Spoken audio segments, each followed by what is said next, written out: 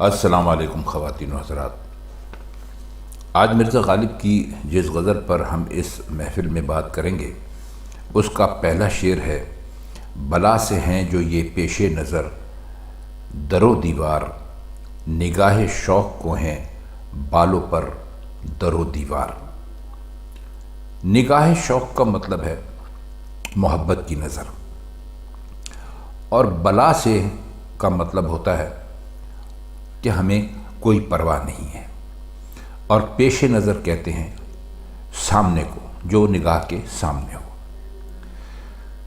مطلب یہ ہوا کہ اگر در و دیوار ہمارے لیے محبوب تک پہنچنے میں رکاوٹ بن گئے تو ہماری بلا سے ہمیں ان کی کیا پرواہ ہے۔ نگاہ شوق کے لیے تو یہ در و دیوار بال اور پر جیسے ہیں، جن سے نگاہ میں پرواز کی طاقت پیدا ہو گئی ہے، جو اسے اڑا کر محبوب تک پہنچا سکتی ہے، اور کوئی رکاوٹ دامنگیر نہیں ہو سکتی۔ آئیے اب اس شعر کو ایک دوسرے حوالے سے بھی دیکھتے ہیں۔ وہ کہہ یہ رہے ہیں کہ کسی مقصد کے لیے سچا جذبہ دل میں موجود ہو تو رکاوٹ جذبے کو تیز تر کر دیتی ہے، یعنی انسان کو جس چیز سے روکا جائے اس کے لیے وہ اور زیادہ حرص کرنے لگتا ہے، حریص کرنے لگتا ہے، یعنی اس کی کوشش ہوتی ہے کہ نہیں، اس کام کو تو میں اب کر کے رہوں گا۔ اور یہ بالکل درست بات بھی ہے۔ خاص طور پر عشق کے معاملات میں تو یہ عام چیز ہے۔ سچے عشق کے لیے تو ہر رکاوٹ اس کی آگ کو اور زیادہ بھڑکاتی ہے۔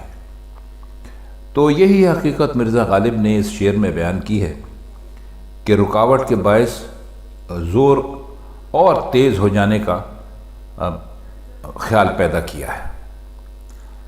اگر آپ کو یاد ہو تو مرزا نے اپنے ایک اور شعر میں بھی کچھ ایسی ملتی جلتی ہی بات کی ہے۔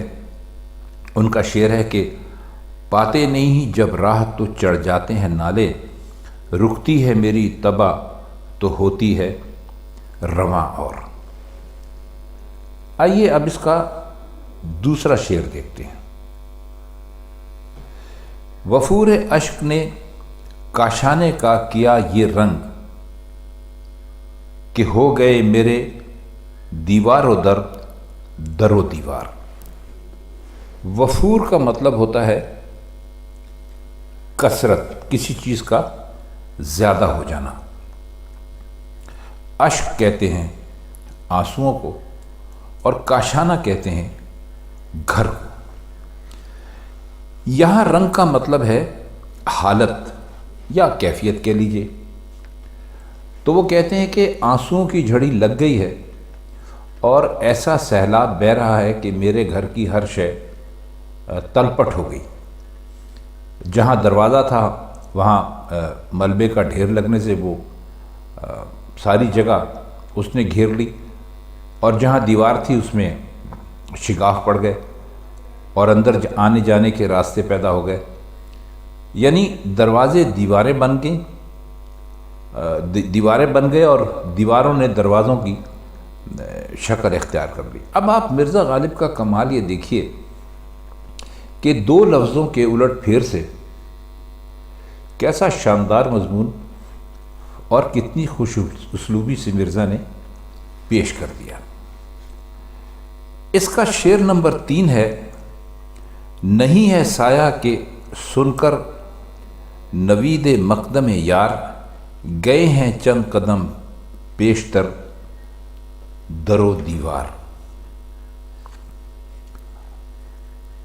نوید کہتے ہیں خوشخبری کو، اور مقدم کہتے ہیں کسی کے آنے کو یا کسی کی تشریف آوری کو۔ تو وہ کہتے ہیں کہ میرے گھر کے دیوار و در کا جو سایہ پڑ رہا ہے اسے سایہ نہیں سمجھنا چاہیے، بلکہ محبوب کی تشریف آوری کی خبر پہنچی تو یہ جو در و دیوار ہیں یہ اس کی پیشوائی کے لیے، خیر مقدم کے لیے چند قدم اور آگے بڑھ گئے ہیں۔ آپ جانتے ہیں کہ کوئی خاص ہستی آ رہی ہو جس کی آپ بہت عزت کرتے ہوں تو اس کا جب آپ استقبال کرتے ہیں تو کچھ قدم آگے بڑھ کر اس کا استقبال کرتے ہیں، تو وہ کیا یہ رہے کہ میرا جو گھر ہے اس کے جو در و دیوار ہیں وہ بھی میرے محبوب کی خیر مقدم کے لیے سائے کی شکل میں آگے بڑھ گئے۔ شعر ہے کہ ہوئی ہے کس قدر ارزانی یہ میں جلوہ کہ مست ہے تیرے کوچے میں ہر در و دیوار۔ ارزانی کہتے ہیں سستا پن، کوئی چیز سستی ہو اس کو کہتے ہیں کہ فلاں چیز ارزاں ہے، یعنی سستی ہے۔ اور کہہ یہ رہے ہیں کہ میں کہتے ہیں، شراب کو آپ جانتے ہیں، تو کہتے ہیں کہ اپنے محبوب سے مخاطب ہیں کہ بھئی تیری جو شراب دیدار ہے وہ اس قدر سستی اور عام ہو گئی ہے کہ اس سے تیرے کوچے کا یعنی تیری گلی کا ہر در و دیوار مست ہو گیا ہے۔ یعنی کہہ یہ رہے ہیں کہ محبوب کوچے میں آتا ہے تو ہر گھر اور اس کے رہنے والے جلوہ دیدار سے کا فائدہ اٹھاتے ہیں، اور یہ شراب ان پر مستی طاری کر دیتی ہے، لہٰذا یہ کیفیت ہو گئی کہ جسے دیکھیے وہ تیرے دیدار کی شراب سے مست اور بے خود نظر آتا ہے۔ اچھا شعر ہے۔ شعر دیکھیے کہ جو ہے تجھے سرے سودائے انتظار تو آ کہ ہیں دکان متاع نظر در و دیوار۔ متاع کہتے ہیں مال اور اسباب کو، اور سودا کہتے ہیں کسی چیز کے خبت ہو جانے کو، یعنی ذہن میں کوئی چیز بری طرح سما جانے کو۔ تو کہہ یہ رہے کہ اے محبوب اگر تجھے انتظار کا سودا خریدنا منظور ہے تو آ اور دیکھ تیرے گھر کے در و دیوار پر ایسی دکانیں بن گئی ہیں جن میں صرف نظر کا مال بھرا پڑا ہے۔ اب محبوب کو دیکھنے کے لیے ہزاروں نگاہیں بےتاب ہیں اور وہ اس کے در و دیوار پر جم گئی ہیں، اور اس انتظار میں ہیں کہ شاید اس کے حسن کی کوئی جھلک نظر آئے اور ان کے لیے کوئی سکون کا باعث بنے۔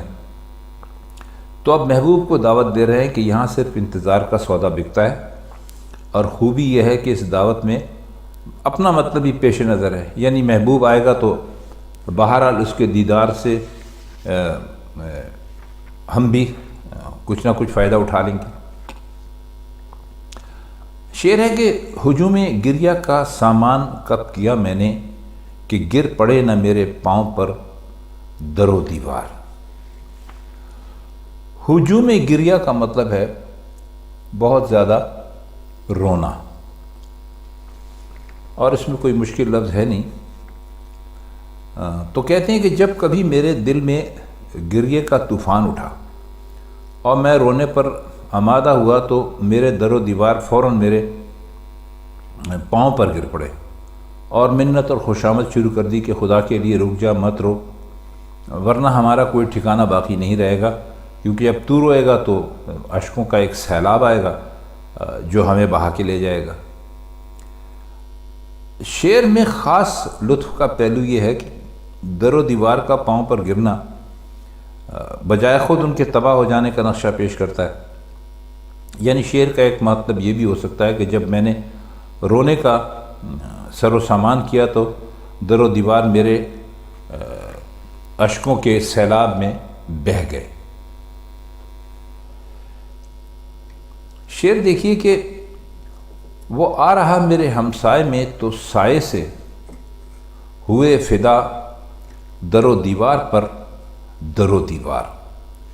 ہمسایہ تو آپ جانتے ہیں پڑوسی کو کہتے ہیں، تو یہاں مطلب یہ ہے کہ محبوب میرے گھر کے پاس آ کے رہا، اب کیفیت یہ ہے کہ میرا در و دیوار کا سایہ اس کے گھر پر پڑ رہا ہے، تو اس طرح میرے گھر کے جو در و دیوار کے سائے ہیں وہ محبوب کے در و دیوار پر قربان ہونے لگے۔ کیا اچھی اور عجیب بات کہی مرزا نے۔ نظر میں کھٹکے ہیں بن تیرے گھر کی آبادی، ہمیشہ روتے ہیں ہم دیکھ کر در و دیوار۔ یہ جو کھٹک ہے، آپ جانتے ہیں نگاہوں میں کھٹکنا کس کو کہتے ہیں، اچھا نہ لگنا، تو کہتے ہیں کہ محبوب تیرے بغیر ہمیں اپنے گھر کا آباد رہنا برا معلوم ہوتا ہے، اور یہ آبادی نگاہوں میں کھٹک رہی ہے۔ اور آپ جانتے ہیں کہ جب آنکھ میں کوئی چیز کھٹک رہی ہوتی ہے تو آنکھوں میں آنسو آ جاتے ہیں، یہ ہمارے آپ کے سب کے ساتھ ہوتا ہے۔ تو کہتے ہیں کہ جب ہماری نظر در دیوار پر پڑتی ہے تو ساتھ ہی ہمیں رونا بھی آ جاتا ہے، اور رونے کا سبب بھی، اس کی وجہ بھی خود بیان کر دی، یعنی محبوب کے بغیر گھر نظروں میں کھٹکتا ہے، لیکن در و دیوار کو دیکھ کر ہمیشہ رونے سے یہ خیال بھی پیدا ہوتا ہے کہ مسلسل رونا اور آنسو بہانا آخر انہیں بہا کر لے جائے گا، اور در و دیوار بہہ جائیں گے تو گھر آباد نہیں رہے گا، برباد ہو جائے گا۔ یعنی گھر کا برا انجام بھی رونے کا ایک سبب انہوں نے بتایا ہے۔